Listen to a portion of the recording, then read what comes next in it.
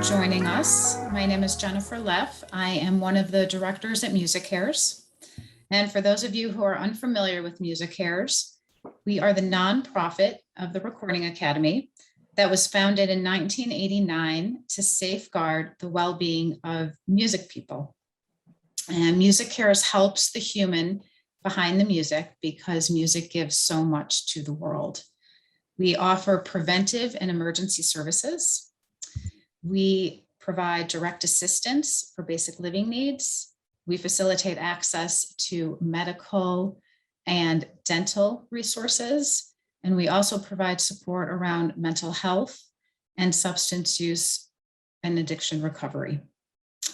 We also have cyber support groups. We help everybody from the singer-songwriter to the promoter, to the manager, to the tour bus driver. One does not need to be a member of the Recording Academy to receive assistance. So please go to musiccares.org and you can see all the information about our eligibility. We are thrilled to collaborate with the Black Music Collective and present Be Well, Mind Your Music Business, and host what is going to be an incredibly rich conversation between Dr. Lynn Richardson and MC Lyte. As a nonprofit that provides direct financial assistance, we also believe that it's important to gain the education and wherewithal to understand why managing finances and financial literacy is so important, especially during these tenuous times and given the transitions in the industry. We're incredibly fortunate to have Dr. Lynn Richardson and MC Lyte with us. They will share their experiences and knowledge around making music and making money work for you. I want to thank Jeriel Johnson and everyone who's involved with the Black Music Collective, our DEI team, as well as MC and Dr. Lynn's teams. Everybody was quite supportive. So thank you again for joining. Please go to MusicCares. You can see our scope of services and upcoming programs. And I will now throw it over to the Black Music Collective. Thank you. Jennifer, thank you so much. Thank you all for being here. This is going to be an amazing conversation. My name is Torre Carr. I am currently the Vice President of the New York chapter of the Recording Academy. In addition to that, I'm a songwriter, recording artist, on-air personality, and a bunch of other things that we won't talk about today. I am really excited for a number of reasons. Today, this conversation is something that my good friend Nikisha and I have been talking about having for the longest time. When it was presented to MusicCares and the BMC, they welcomed it with open arms and helped us get it off the ground. So I'm really excited about that. And also just having Dr. Lynn Richardson, legendary MC Lyte. This is going to be a great conversation. So I hope that you all take something away from it that is very much valuable to you. So Be Well, Mind Your Music Business is the title of this program. And for me, financial literacy was something that was really important to me because coming from Brooklyn, New York, in my humble beginnings, we were figuring out how to make ends meet on a regular basis. One of the reasons that I got into music outside of wanting to be able to create and be the best doing it was it looked like it would provide a way out of the environment that I grew up in, because a lot of my favorite artists showed riches and luxury and, you know, a different way of life. And so in the back of my mind, I said, wow, I can take something I really love and I'm passionate about and still make a life for myself and my family. Once I got in the business, and kind of, I always call it the Wizard of Oz, when I got a chance to pull back the curtain, I saw that maybe that wasn't necessarily everything that I thought it was. And so I was able to work in a number of ways to figure out how to bring in various income streams and to make the life that I wanted for myself and my family. So with that being said, not knowing or not having financial education, not knowing, you know, how to make the money work for you, not having these conversations is something that I had to figure out for myself. And now that we're in a position to help people figure it out with some of the best to understand it and know how to do it, I said it's only right that we do it. And so I'm looking forward to this conversation. I'm going to shut up now and pass it on to Alyssa. Thank you so much, Torre. Hi, everyone. My name is Alyssa Leon Smith, and I'm a writer as well as the Vice President of Business at Quincy Jones Productions. It's an honor to be here with you today. So to introduce the BMC, the Black Music Collective is dedicated to fostering the inclusion, recognition, and advancement of Black music, its creators and professionals within the recording academy and music industry at large. So personally, financial literacy is extremely important to me now because I grew up in a household where it was not. Having witnessed and experienced the great chasm that lay between having knowledge and not having knowledge was enough to make me want to be an evangelist for financial literacy until the end of time, because we all know financial mistakes can last even longer. My boss, Quincy Jones, told me this crazy story about how earlier on in his career, he signed a deal for a $14,000 advance, but later found out it was a complete sale of his music publishing, and it cost him $105,000 to get back. One of the songs that he repurchased was actually Soul Bossa Nova, which went on to become the theme song for the Austin Powers series and a legendary piece in and of itself. These types of stories were not uncommon back in his day, and unfortunately, we all know we're still hearing about them. This is why if you're not in the music business, if you're not in the business of your music, then you're not in the music business. So it's important for creators to not only be able to identify and avoid unfavorable deals, but also to know what to do with their money when they do receive favorable deals. So my hope is that if nothing else, today will prompt you to start thinking more deeply about your personal music business before someone else does it for you. So thank you, everybody, and I'd like to pass it off to Nikisha.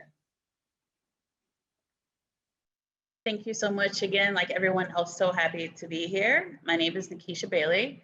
I am the Vice President of A&R Admin and Operations at APG, which is a record label and publisher and set of studios based in LA.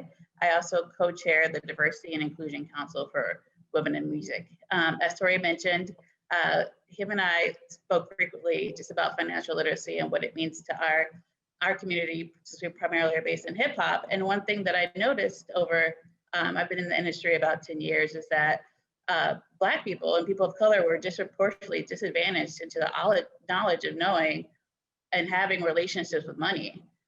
We know historically, Black people are, we're historically given unethical deals, as Alyssa mentioned. We don't have the knowledge about investing, 401k plans, even knowing how to read our contracts properly. And so it's always been like a purpose of mine to equip the artists and writers and producers that I work with that knowledge and those resources, even if I can't answer the question myself. I love having, people I can direct them to really understand that, these injections of cash that they're getting can really create generational wealth and change the dynamic of, their family history. So again, so thrilled to be here for this remarkable conversation with the legendary MC Lyte and Dr. Lynn Richardson. And we hope that you guys have some great takeaways. We hope that you want to ask more questions after this, because money is something that you should be talking about daily. They should be asking about daily. And we're just really excited to kick off our financial literacy series with this. So I'm not even sure an introduction is needed, because I am personally a giant fan, as I know we all are, but we're so privileged to have the legendary MC Lyte, who is a pioneer artist and a formidable actress of television and film. MC Lyte is an iconic rapper and DJ. Her groundbreaking music career spans over 30 years, and she just continuously shattered glass ceilings. The first female rapper to ever be nominated for a Grammy, the first female artist to perform at Carnegie Hall, and the first female artist to earn a gold single, a true leader and a true innovator. We are so thrilled to have you here today. Thank you, Nikisha. And also I'd like to introduce Dr. Lynn Richardson. Dr. Lynn Richardson is a financial expert and TV radio personality. And we don't really even need any more on her, but I will go into it. So Dr. Lynn Richardson was named by Urban Influence magazine as one of the 20 hottest influencers in America. Dr. Lynn uses her quick wit and humorous presentation style to help others face their money issues and achieve personal, professional, and spiritual harmony. During this quarantine time, she has been on the front lines doing everything she can to help provide significant and vital financial information. Dr. Lynn is also known for her regular appearances on Good Morning America, Fox Business, Fox News, Access Hollywood Live, the Hallmark Channel's Home and Family Show, and countless media outlets nationwide. Her newest venture has her taking on an executive producer's role alongside MC Lyte and Bentley Evans for the UMC sitcom Partners in Rhyme. So thank you so much, Dr. Lynn, for being here with us. Thank you very much. So I guess at this point, first off, I just want to say, God bless the Black Music Collective. It's been a joy to see the formation, the development, and now what it is has turned into. I was blessed to, serve as the president of the LA chapter of the Recording Academy. And it was a joy to work through and meet such lovely people and make great relationships through the entire process. So thank you very much. Dr. Lynn Richardson, we're going to do this the way we always do it, right? I have been blessed to know Dr. Lynn for many years now. We've worked together for over a decade. And, in the very beginning, she took on the role of doing whatever was necessary to get done. In the very beginning, we started a foundation together. We co-founded with Dr. Felicia Shaw called Hip Hop Sisters Foundation. We gave away scholarships to this tune now. $1 million has gone away to young women and young men furthering their education. But you played the background so much. Nobody knew exactly who you were. And I was just in awe the first time I saw you speak. And that was before you even took on the leadership role of my management firm. I saw you speak and I'm like, wait a second, you about to work with me? Why you want to work with me, Dr. Lynn? And you said, because I want to take what I know and I want to help people. And just a little note prior to that, becoming a trustee and sitting in that huge room at the trustees, the two meetings that we would have that would bring everyone in nationally. And I would hear all of this talk about what we would do, this big brainchild. We would get together and decide what would be the next moves for the Grammys. And I said to myself, well, damn, I wish I had this kind of team working on me as a brand. And really, that is what you did. Coming from the corporate world, is you were able to put strategies together that just blew out any other type of planning I had ever had in my life. You put that to rest and put in this whole strategic system. You're a systems woman. But all of that being said, I just want everyone to know how deeply I appreciate you as a leader of my team. Tell us, Dr. Lynn, because I know there's so many places you can go. Please explain how an artist, how entertainers, because we're here to talk about money, how we keep it, how we get it, keep it. You have your saying for that. How everyday people can get our money straight. What are the basics? Yeah. Well, thank you so much, Lyte, for that amazing introduction. I have to say thank you to Felicia Butterfield, Felicia Butterfield Jones. Let me say this correctly. Have to say thank you so much to her. My entry into the entertainment business was because of her leadership, her voice, her vision, and her just dynamic view of business. I think in order to answer that question, I have to tell you a little bit, or tell everyone a little bit about who I am, because it will then help you understand why I'm so passionate about money and why I have a specific way that I think we need to address it. I was born and raised in Chicago, as you know. My grandmother was 75 years old, cleaning homes for wealthy people, putting me through college. She taught me everything that grandmothers teach their children, like go to school, get a good education, get a good job, go to church on Sunday, wear clean underwear in case you get hit by a bus. Right. And you knew Grandma B before she passed. And I used to always think, why does she have to say this to me 100,000 times? And why do I have to get hit by a bus? And if I get hit by a bus, will I have on any underwear when they find me? But let's get back to the story. So that's what she taught me. And I didn't know a lot about money. I saw her working every day when it was 70 below zero, when the snow was 3 or 4 feet. She was only about 4'10". And so if I needed money for something, I knew we were not rich, but I didn't feel poor. I never remember being hungry. But if I needed money for something, I'd say, Grandma, I need money for a field trip. She'd tell me to look in the room on top of the shelf, behind the box, inside my pocketbook, inside a zipper, wrapped up in a piece of paper towel. It's $20. Let me tell you, it was like a whole, just a big journey. Trying to find, right. Right, trying to find the $20. So when I got off to college, I didn't know anything about money, except that I wanted to look good Wednesday through Sunday for the parties. I don't know if y'all know, but college students party Wednesday through Sunday.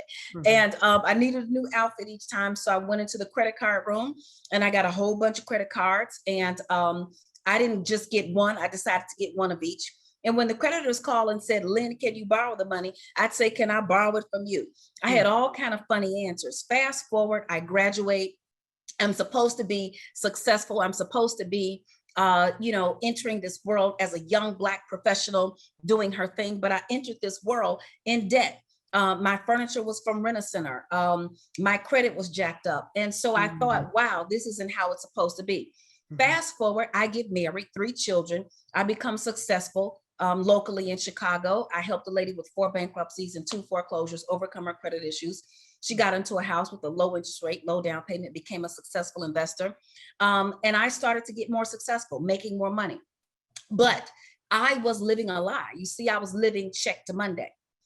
Check to check is a blessing. That means you get paid on Friday and by the next payday you're broke. But check to Monday is an entirely different game. You get paid on Friday, you kick it on the weekend, you pay on your past due bills because in your mind, your current bills are not due yet. And by Monday, you're broke. And I was living that lifestyle, making $50,000, $60,000, $70,000, $80,000, $90,000 a month. So I spend my life, not a year, a month. So I spend my life helping everybody understand that more money doesn't solve a money problem. If it did, millionaires wouldn't go bankrupt. So to that point, how do, this conversation is about music and money and the Black Music Collective, Black Money Collective, Black Music Collective, Black Mission Collective. I think the way that we are able to get it straight is day one to make it be about what it's supposed to be about. Their artists are so committed and passionate about what they do. They're in the studio, they're saying, wait till they hear this and so on and so forth. But we know that at the end of this, everybody's making money except the artists. So I think if we came in the door with artists having something like a music mom or money mom in a safe place, someone who is separate from the business manager, someone who's separate from the agent, someone who's separate from everybody who has an interest in their money, to really sit them down and school them. And I think these principles, apply to everyone. The first 10% of every dollar you get, you tithe or give. When I started working with you, Lyte, it was to give. I had left my corporate job at the world's largest financial institution. And I did so because I wanted to take all of that knowledge, all of that strategy. My division was number 1. I was the golden girl. And here I was helping this multi-billion-dollar company, trillion-dollar company be better. And I said, well, what can I do if I take all of this that I'm doing for this entity and put it into a person? And the very first thing I asked you, Lyte, is what would you do if money wasn't an issue? And you wanted to help people. So I believe, like my mentor always says, good givers are great getters. I think if we come in the door and understanding that music is about passion, and passion is fueled by love, and love is carried out through giving, then the first 10%, I think we give or we tithe. What's that cause that makes your heart beat at night? I grew up as a child witnessing domestic violence. There's mental illness in my family. And I think every artist has something that drives their passion. So that first 10% is giving. The next 10% is saving, but not just for a rainy day, saving for a come up, saving for that big opportunity. I think in so many cases, we train artists to go and get the money from someplace else. But if we put our money in the right buckets, then we can fuel and fund our own entities. Like you funded Hip Hop Sisters Foundation. You fueled, a great percentage of those scholarships that we were able to give away. And so we're able to do that when we properly put our money to the side. So that's the business of it. But here's the real deal. Here's the other part. Now, this next 30%, I say, is cash or on a separate credit card or debit card, I should say, for incidentals. In a COVID environment, we're not using cash and we're not touching things. So it's on a separate debit card for incidentals. And this forces us to avoid a spending addiction. A spending addiction is what you have when you go to the grocery store, you go online for toothpaste and you leave with $179.47 worth of stuff you don't need. And you do that 10 times. You do that 20 times. You see, some say money talks, but I say money walks away from you quietly and you don't know where it went. It would be nice if a dollar said, I'm about to roll bounce up out of here. When you come find me, I won't be there. It would be nice if it did talk, but it doesn't. So to control the spending, because then here's the next thing that happens. You're an artist, you start making a little money, and we want to now fuel our dreams. And I think as Black professionals, as Black artists, coming from humble beginnings or whatever, our culture has told us that when we get the opportunity to have, that we have to show the world we got it. And we show the world and our cousins and Pookie and Ray Ray and the people we grew up with. And hey, I see you got a video, and they see you on a red carpet and they think you're doing it. And we want to prove to them that we're doing it. And we prove to them that we're doing it with assets that decrease in value, like furniture and jewelry and cars. And so I think we have to develop a new mindset where we avoid deals at the stake, which are items that we cannot buy and even burn them on the cross with the ashes and get anything back for them, like $5,000 rims on a $500 car. I tell people all the time about purses. Now, do you know during the pandemic, not one purse company went out of business? A purse companies never go out of business. The stock market can hit negative 2,000.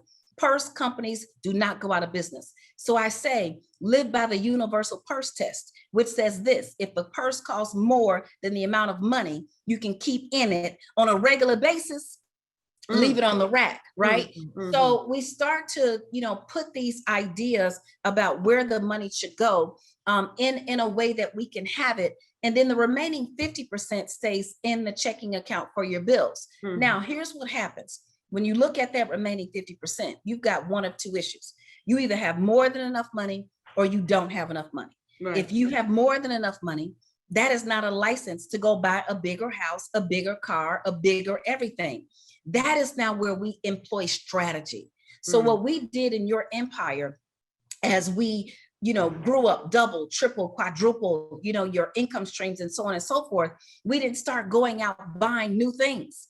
We didn't start going out, making extravagant purchases, although you could, and you certainly would have looked good doing it. But we took that money and we started to reinvest in other ideas and business opportunities, and then really watch the empire grow. So now the money was making money. And what people need to understand, as hard as artists and entertainers work, which was one of the reasons why I didn't want to go in front of the camera, because you got to work really hard. Behind the scenes, I could look crazy. I don't need no eyelashes. I could take this. Well, it's no longer a wig. I'm wearing my hair natural now. Right. But I could take it off. But in front of the camera, you have to work hard. Well, guess what? Money will work harder for you than you can ever work for it. If you're an artist, if you're an entertainer, if you're in front of the camera behind the scenes, think about how hard you work. Money says, if you respect me, I'll work for you. Money says, if you treat me right, if you obey my laws, 1 + 1 = 2. So if your stuff adds up to 10, it can never get into 2, then I will work for you. Now, if you don't have enough money, then you must subtract. And I think that's where many artists get in trouble. There's not enough money. So then they go start making deals with this person and that person, and we don't know what their intentions are. We don't know what their ulterior motives are. And so they end up in situations where maybe they've spent money or invested in a relationship that's not serving them. So I say the 10, 10, 30, 50, giving, saving, managing the incidentals, and then having money strategically set aside for bills, and then growth and expansion, that works for everybody. It absolutely does. I've heard you speak, I don't know how many times within the the decade that we've worked together. And I'm always picking up something new. I'm always learning how to stretch myself in terms of what I grew up believing. And I think as an artist coming into this game, it's all about self-discipline, right? Because just like you said, you can buy it, you can get it. And I just remember being friends with a producer out on the East Coast, and we were all hanging out, having a good time. And it was time for everybody to go to ATM to get some money for the next thing that we were about to do. And he said, "Oh man, I'm on a budget." And we were looking like, "A budget? What are you talking about? Like, you 22 years old, what kind of budget you on?" He was like, "Oh yeah, I can only spend $300 a week." And we just thought it was so funny at the time. And this was like the early 90s. And he's a great producer, he's well known. But even then, he knew that there had to be some sort of plan and some strategy in place as to how you do not spend all the money very quickly. And, I tell you that story all the time. The first house that I purchased, after I purchased it, I had no money. So I had no money to put window treatments up in my place. And I'm living all the way out in New Jersey, thank God. Because if I was in Brooklyn, they would have been like, "What the hell is going on inside Lyte's house?" Yeah, what did you have on the windows? I had some Raggedy Ann and Andy sheets on my windows, waiting for the next album, because everything goes in cycles. So I'm like waiting for the next album, get the next advance, then I go on the road. I start the production, I put out the record, I go on the road, I come home, I start the album, I put out the and I had to sit there and wait for the next time to go out because I didn't plan, I didn't strategize, I didn't budget. And aside from that, I went and bought this huge ass, GRAMMYs, this huge couch. I went and bought this huge couch. Music mouth. Right, that was thousands of dollars. Some big old stupid looking black leather couch that I spent way too much money on. I honestly could have furnished the whole house with the money that I spent on that couch. And so you need people that mean you well, that will tell you no, that will say that's a bad idea.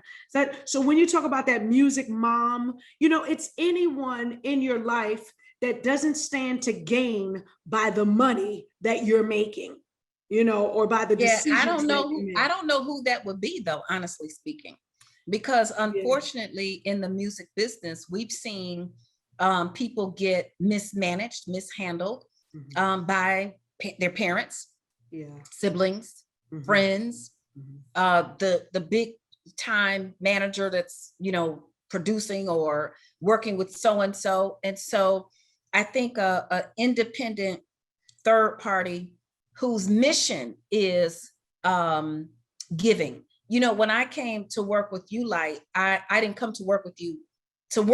I came to work with you to help you give. And when we created Hip Hop Sisters Foundation, when I saw the paperwork, I was like, well, I'll help her set this up. And I saw the paperwork and you had named me president. I was like, wait, I don't know if that is what I'm supposed to do or what I want. And I didn't want to overstep and so on and so forth. But you saw fit, and I was very honored to take on that position.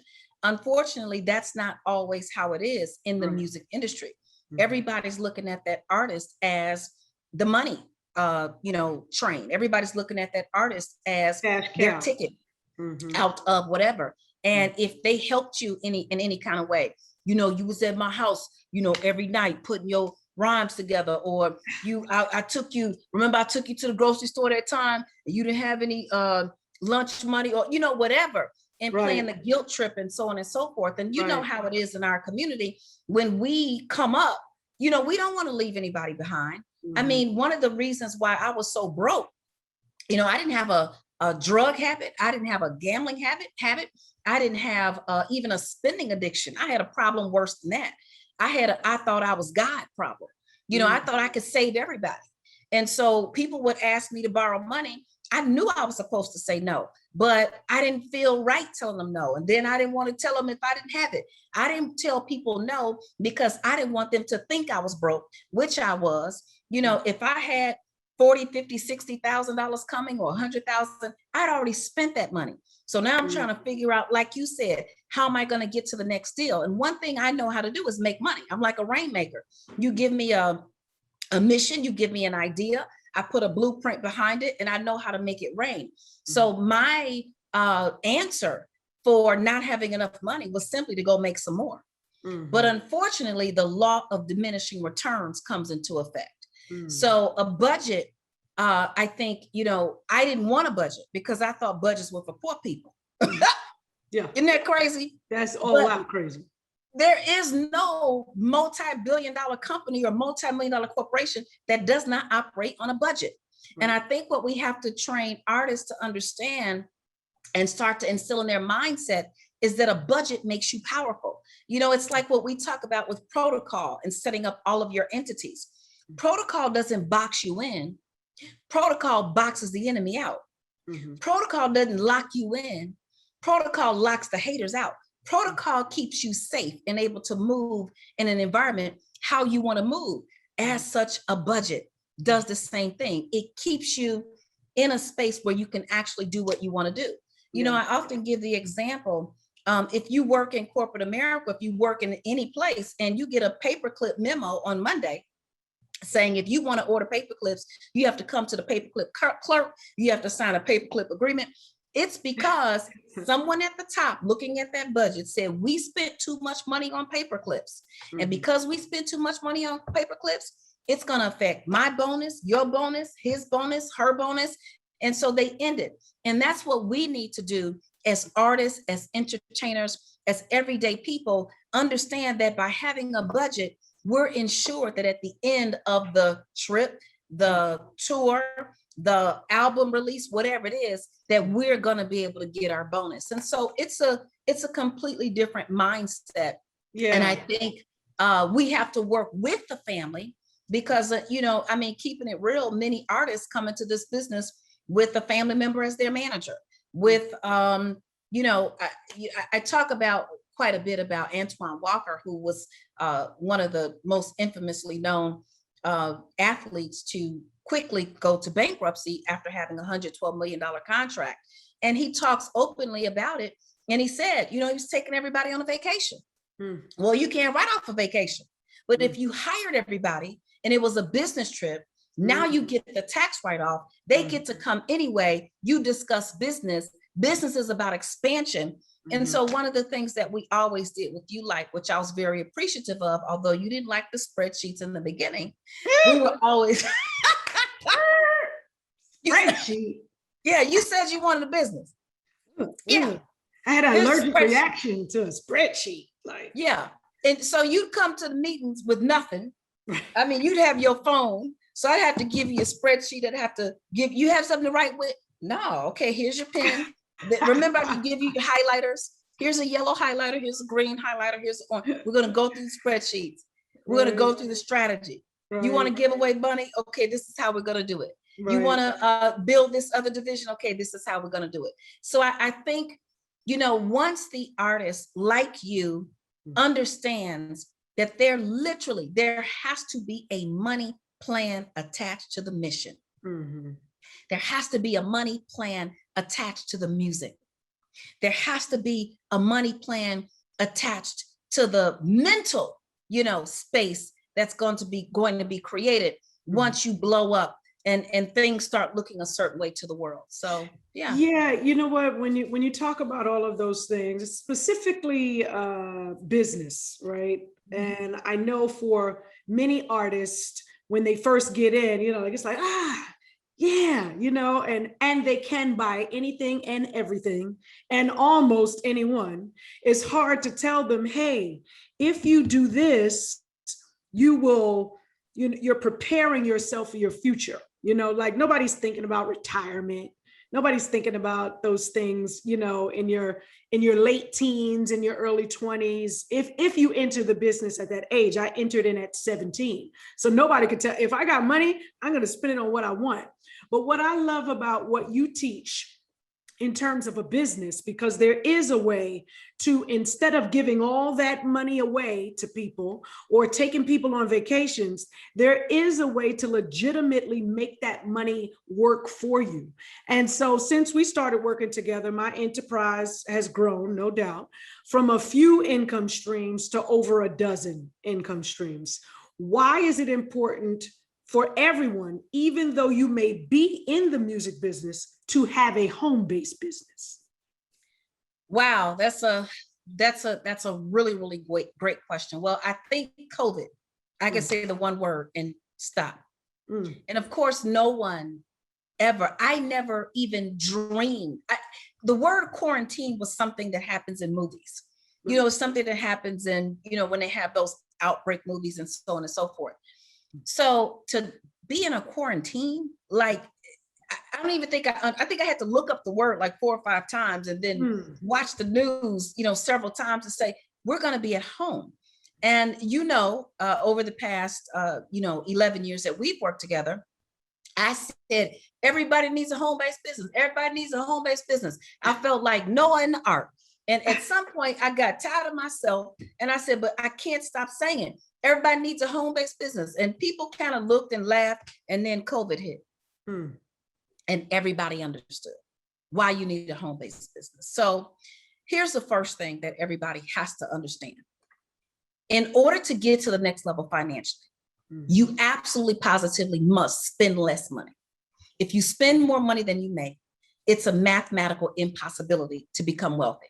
So the 10, 10, 30, 50, the first 10% you tithe, next 10% or give, next 10% you save, 30% cash or on a separate debit card for your incidentals. Do not do your groceries, gas, hair, and nails from the same account that you have to pay your bills. There needs to be a limit on that. And the remaining 50% is for your bills. If it doesn't fit, get rid of it. If there's more than enough money, pay off your debt, because debt is the middleman between you and your wealth. Your debt is earning the interest that you could earn. Money loves to go make more money. And so you get rid of your debt so that that money can start working for you.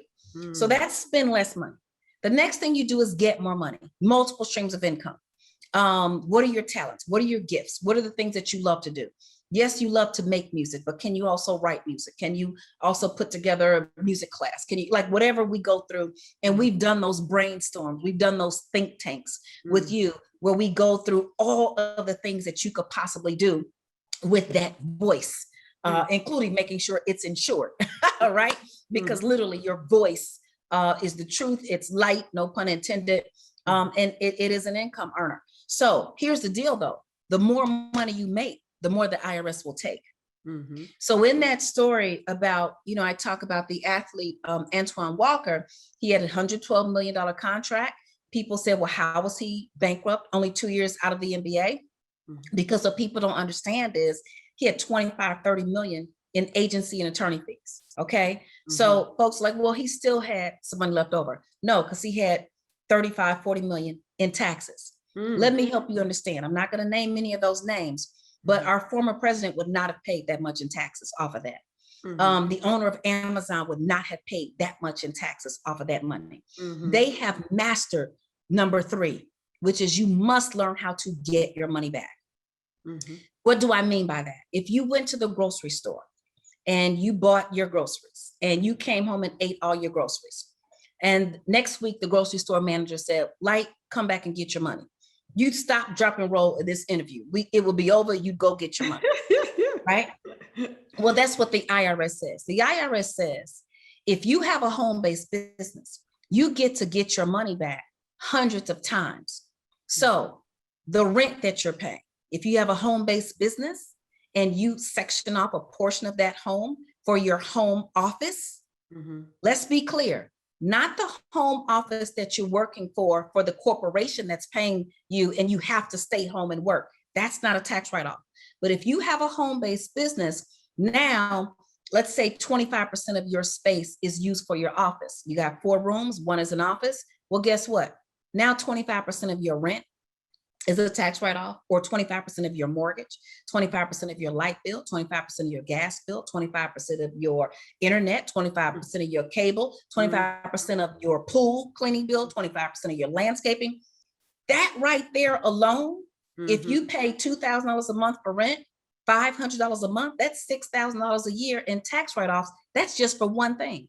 Mm. What about your cell phone if you're using that for business? What about when you take a trip? When I took my kids to Disney World, me and my husband, it's a business trip, Mm. right? So spend less money, get more money, get your money back. So the multiple streams of income is one thing, but one of those streams must be a home-based business. Let me tell you why distinctively. Some write-offs are only for people with a home-based business. For example, you know, my grandmother had, as you know, she talked about it all the time when you came over. She had 17 brothers and sisters.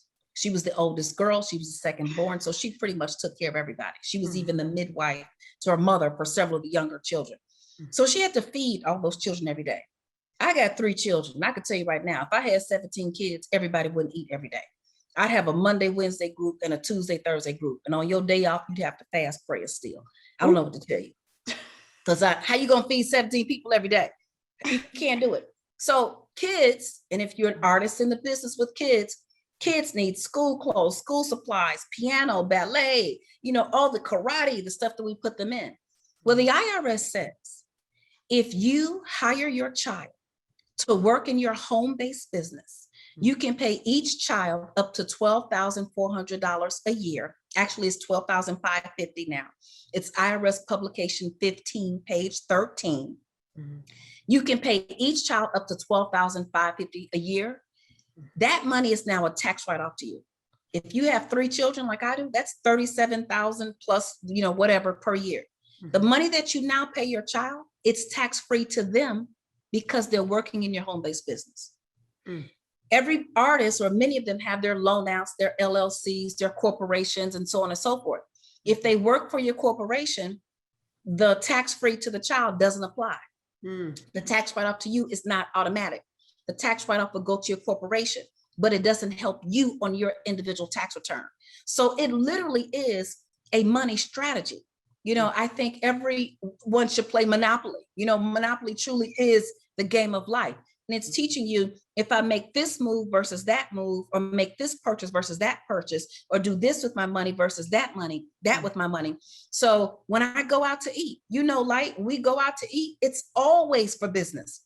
I don't care who it is. My best friend could call, her man quit her, and so on and so forth. She crying. And after everybody gets through crying and being mad, and we go out to eat, I want to know, well, how is this going to affect you financially? For me, it's always business. So having a home-based business is the single most important tool that an artist or anybody in business, I don't care. If you're a teacher, you should still have a home-based business. If you're a doctor, you should still have a home-based business. If you're a lawyer, you should still have a home-based business, because the more money you make, the more the IRS will take. And you've got to figure out how to get it back. Woo! Let me tell you, you dropping the jewels, what you always do. So, and there's so many areas of finances that, you know, I continue to learn what it is that you know. And that is sometimes by happen chance, someone will come up and ask a question. I'll be like, oh, I never heard her talk about that. And you'll go through it like an almanac. So I am happy to be in business with you, sister. So you've helped a lady with several credit issues, multiple bankruptcies and foreclosures, get into a home. How did you do it? What advice do you have for people who want to buy a home or fix their credit to business or whatever have you? How did you do that? Well, first of all, one of the things that I want people to understand is this, and I think particularly in the Black community, we don't talk about money. We talk about sex and everything else way more than money. And we need to understand that there is no shame in it. Everybody has either had a money problem, is having a money problem, or will have a money problem at some time in the future. But the whole idea of being an artist, it's all about image. And so what sells is looking prosperous and beautiful and talented and so on and so forth. And so one of the things that I often say is being an artist is hazardous to your wealth and your health, because everything that you're supposed to stand for gets minimized by how much it's going to cost, and so on and so forth. So if we're honest about it, if we're open about it, that's why that money mom or whatever it is for an artist in this business can say, okay, hey, look, your cash flow is dwindling. You know, I know it's good to you right now. You're on tour, you're making X per night, but this is how much you're spending every day. And this is how long it's going to last, which is why we looked at spreadsheets all the time, because numbers do not lie. It is exactly what it is. And what people have to understand is bankruptcy is a tool for the wealthy. You know, wealthy people will say, my cash flow is going to be down to 500 million in the next 6 months if we don't stop the bleeding. And so they call a business meeting. They're open about it. They lay everything on the table. They restructure. That's what bankruptcy is. It's a restructuring. It's a start over. It's a second chance, or third, fourth, fifth. There are people who have filed multiple times. And if you learn the lesson, you can then get the blessing. Well, in our community, by the time we filed bankruptcy, broke was 82 stages ago. Okay. There was no name for us to describe what we are by the time we get to the bankruptcy court. By the time we get to the bankruptcy court, everything has been lost. So what I was able to do with this, successful now entrepreneur and real estate investor is simply take a look at it all, remove the emotion, and develop a plan.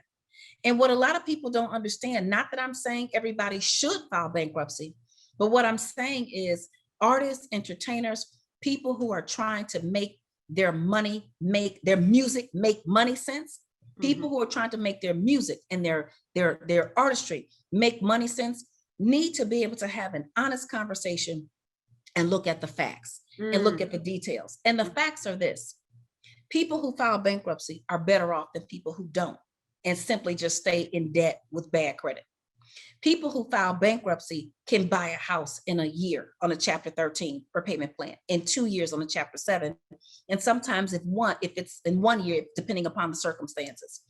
People who reorganize, people who have honest conversations about their money situation are often able to head off catastrophe when it's coming. So although you've never been bankrupt or anything close to it, at least, the time that I've worked with you, what I realized is you had dreams and goals. And what I told you in the beginning was that you had false poverty. Your mind said you only had this, but you actually had all of this. You just didn't know how to leverage it properly. So what we did is we took your excellent credit score and understood how to get proper credit lines. We took your longevity in your business. You had been with the same tax person for 20-something years. Your company had been in effect for over 20 years. And we took all of these things and built a proper portfolio for you so that you look like what you are. You're not just a legend on the mic. You were a legend at the business affairs that you had put together, but you simply had not had it all look like it did when we put it together strategically, in one picture, I would say. So that's what I was able to do for her. I was able to take all of it. It looks bad, looks like 4 bankruptcies, looks like 2 foreclosures, but let's look at cash flow. Let's look at opportunity. Let's look at the rules. The rules say no matter how many bankruptcies you've had, once your credit score hits this, we can do that. And because I've practiced in every financial area, I've practiced in mortgages, real estate, insurance, investments. I was trained by a man who used to work for the IRS, an IRS attorney, and I've been trained by him for the past 14 years. Because I've practiced in these areas, I'm not just talking about theoretical things. I'm talking about the way business actually works and how it could apply to someone like you. So it's about taking the time, taking a deep breath, and putting in a strategy. Yeah, absolutely. When you brought that up, I just remember having a platinum Amex when we met. I had a platinum Amex, and you were like, "Oh, okay. What's the how much can you spend on that?" And I was like, "Oh, just a cool." And I thought I was doing something because I wanted to keep it low so that I would never exceed it and have to worry about it. And you took that thing through the roof to to the greatest capacity that I had never thought of. So you're absolutely right. You can think you're working with nothing, but when you turn around and you're able to utilize and strategize what it is that you have. You even talked about the licenses that you hold. And for me, I know we're talking about money, but part of getting all of the business straight is also having life insurance. You know, having life insurance. And we as artists, you know, everybody behind the camera that's working with, you know, Universal, Capitol, Warner, all of them, they all have disability. They all have, you know, some sort of 401k plan. So it's up to us to take the initiative to seek those things so that we can have proper health insurance. We can have disability. We can have, you know, whatever our superpower is. And that's my voice. I need that insured. What if something happened to it? You know, so I'm glad you hit on that because I wanted to say, was there anything you wanted to say about? Yeah, I mean, life insurance is at the very, very early stage of the strategy. So, you know, working with you was understanding what your vision was, you wanted to give. Russell Simmons always says, good givers are great getters. And so we set that up, put that in place. And immediately after that, putting together spreadsheets and figuring out what your goals were and how we were going to meet them. And here's the income that needs to come in, and here's how it's going to be monetized. It's life insurance for everybody, for everything.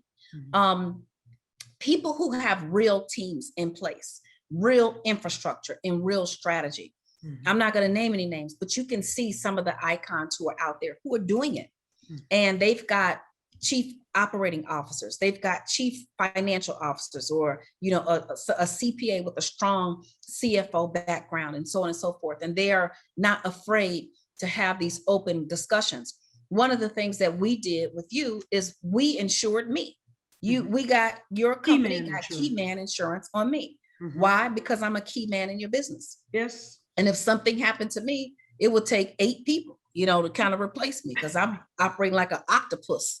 I got like 8 armed octopi. Is that plural for octopus? I don't know. Anyway, I'm doing it all. All right. Now we got a big team, but this brain is over here, over there, over there. So if something happened to me, I wouldn't want your empire to fall apart. You need to be able to pay some people well and fast. And so the key man policy ensures that that happens for you, for your estate, and so on and so forth. What happens if something happens to you? Is your mom taken care of? Are your assets distributed properly? Do we have a proper trust in place? Because wills can be contested. And I think because we did that early, day one, and what a lot of people don't understand is, well, I don't have all of that yet. And I remember working with you early on, and some people were like, well, when Lyte gets to this level, we'll do this. I'm like, no, we got to build it right now, so that when she gets to that level, whatever that level is, everything is already in place. And so, you know, with that kind of going in the door, I honestly believe if our people were taught, we'd master money like we master everything else. We master everything. We learn. We master everything that's the truth. We master everything that is about love and prosperity and hope. So if we were able to master money and truly understand how it works, I think, you know, music is the key to the soul. You know, you sit me here when I'm acting like Rain Man and I'm doing, you know, numbers and I can't even hear anybody talk. Put on my favorite Michael Jackson album or Prince album, or, you know, whatever. It just changes everything. It makes your brain operate and move and communicate with you in a different way. And so money needs to have that same synergy. Money can have that same movement. Money can have that same fluidity. But unfortunately, money tends to be, you know, a tool of bondage, you know, for many entertainers. So I think if we start to have these conversations and put the strategy in place, you know, we can make some things happen. So how does a talent go from being an artist that just dreams, because, you know, we can dream up a new idea in seconds, right? I always say that I'm the quarterback, I got the ball, I'm looking for, you know, somebody that could take that ball down the field, and you have been that for me. But how is it that a talent can go to a serial entrepreneur? Great question. because you are a serial entrepreneur. There should be a law against you. I don't know how. I mean, I'm here, so I do know, but Right. you are amazing. And so thank you for your leadership, and thank you for being the light, the voice, the truth. Thank you for all that you've done for all of these years.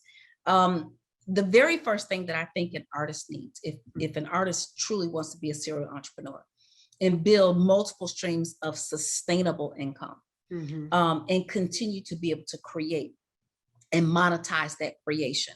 And not that it's all about money, but the truth is money is out here to be made. So there's no reason to be bashful about it. There's no reason to say, well, no, I don't know. You can make money doing that. You can give, you can still do those things. But if you can monetize it, if not for yourself, something that you are passionate about, the number one thing is be willing to hear no from someone you trust. Well, amen. Period.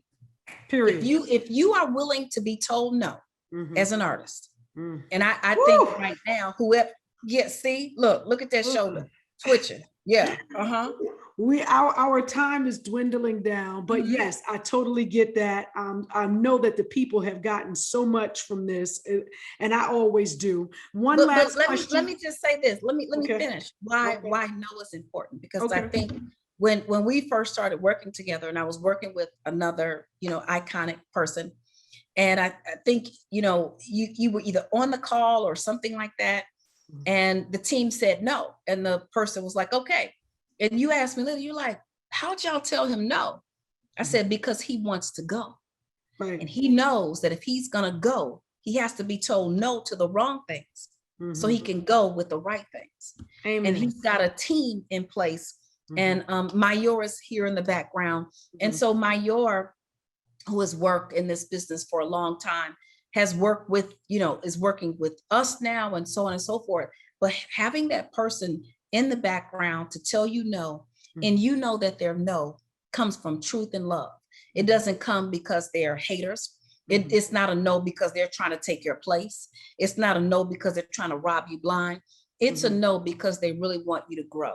And if an artist can embrace that and be willing amongst all the yes men in the crew, in your team, in your life, to have that one person who's going to tell you no, and you are able to still flow, then an artist can be extremely successful. Successful with be a serial entrepreneur. Well, we are at the end, although I do have one last question. If you can just concisely what can someone do in the next 90 days to create generational wealth? Because that's what we're all after. I would say in the next 90 days, do a master achievement plan. It's a map, because a map is designed to guide you from where you are to where you want to be. And the very first year we started working together, do you remember we got together to do your annual planning? And it was just us two. We went on a retreat. You got your room, I got my room. And I said, meet me downstairs. And I had the spreadsheets. And I know you thought I was crazy as all get out. I was like, this is like, I feel like I was going to a tea party when I was 8 years old. Like, why are we doing all of this? Yeah. Now I understand why we did all of that. Yeah. And so we created that plan, and every year we were able to check things off. And I'll never forget, I remember 2.5 years into it, 3 years into it, everything on the list was checked off. Yes. The seeds have been planted, and now, the harvest is here. The time is now. So I would say, get a plan, get some folks on your team who believe in you, and, lay low and put that plan in place and watch it grow. Thank you, my sister. It's always a pleasure talking with you. Thank you, Black Music Collective. This has been super. LynnRichardson.com. Thank you, Grammys. Thank you, Felicia. Thank you, Mayor. Thank everyone who had a hand in this. Thank you so much.